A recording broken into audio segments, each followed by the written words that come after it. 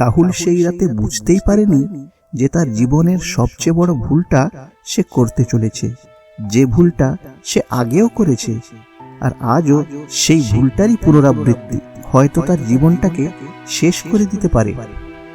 তখন রাত 2টো, পুরো শহরটা তখন ঘুমিয়ে পড়েছে, কিন্তু রাহুলের চোখে তখনও ঘুম আসেনি। সে বিছানায় শুয়ে শুয়ে শুধু ছাদের দিকেই তাকিয়ে আছে আর ভাবছে তার আগামীকালের ইন্টারভিউর কথা। শুধু একটা প্রশ্ন আর একটা চিন্তা তার মাথার মধ্যে ঘুরেই চলেছে, কাল আমি যদি সফল না হই। আর এই একটা চিন্তাই ধীরে ধীরে তার মনটাকে অশান্ত করে তুলছিল। আমি যদি ব্যর্থ হই, সবাই যদি আমাকে নিয়ে হাসে, আমার জীবনটা যদি এইখানেই শেষ হয়ে যায়। তার বুকের ভেতর ধড়ফড় শুরু হয়ে যায়। তারপর হঠাৎ সে উঠে বসে, সে ঘড়ির দিকে তাকায়। তখন রাত 3:30। রাহুল তখনও জানতো না এই চিন্তাগুলো তার নিজের নয়।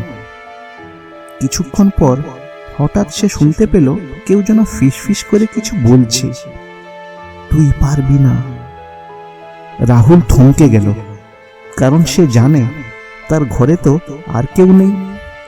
তবুও সে আর চোখে চারিদিকে তাকালো, কে কে ওখানে? কিন্তু কোনো উত্তর আসে না। কিছুক্ষণ পর আবার সেই কণ্ঠ, তুই ব্যর্থ হবি। এবার শব্দটা আরো পরিষ্কার। রাহুলের চোখে মুখে ভয়ের ছাপ আর কপালে কাল ঘাম। সে নিজের কান চেপে ধরল, না, এটা সত্যি না, এটা শুধু আমার ভ্রম।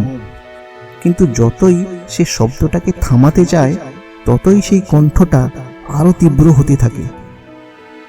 তুই কিছুই না, সবাই তোকে ছেড়ে চলে যাবে, তোর কোনো ভবিষ্যৎ নেই।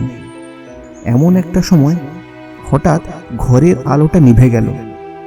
পুরো ঘরটাতে ছেয়ে গেল ঘোর তমসা। রাহুলের শ্বাস প্রশ্বাসও যেন দ্রুত হয়ে গেল।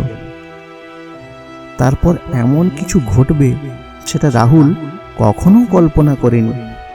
সে দেখল সেই অন্ধকারের মধ্যে হালকা আলোর মতো একটা ছায়াকে।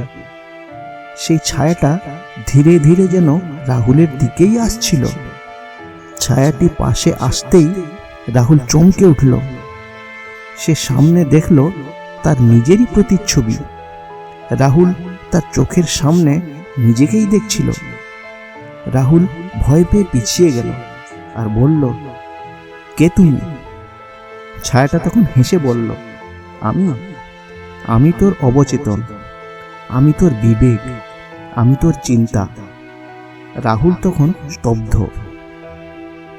ছায়াটা তার আরো কাছে এসে বলল, আমি তোর মাথায় ছোট্ট একটা চিন্তা হয়ে ঢুকি, কিন্তু তুই নিজেই সেটাকে বড় করে নিস। আর সেই একটা চিন্তাই তোর পুরো জীবনটাকে গ্রাস করে নেয়।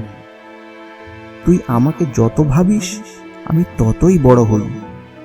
আর এক সময় এসে আমি তোর সিদ্ধান্ত, তোর সাহস, তোর স্বপ্ন সব কিছুকেই নিয়ন্ত্রণ করি। তখন রাহুল কাঁপতে কাঁপতে বলল, তাহলে আমি কি করব? ছায়াটা হেসে বলল, খুবই সহজ, অধিক ভাবা বন্ধ কর। কারণ বেশি ভাবনা তোকে ভাবাবে যে তুই দুর্বল, তুই অযোগ্য, তুই পারবি না। কিন্তু আসল সত্যটা হলো, তুই ভাবছিস বলেই পারছিস না, আর পারছিস না বলেই শুধু ভাবছিস। চোখ বন্ধ কর, নিজের উপর বিশ্বাস কর, আর কাজে নেমে পড়। তোর আত্মবিশ্বাসই তোকে জয়ী করবে। এই কথা বলতে বলতেই সেই ছায়াটা অন্ধকারে মিলিয়ে গেল। ঘরে আবার আলো জ্বলে উঠল।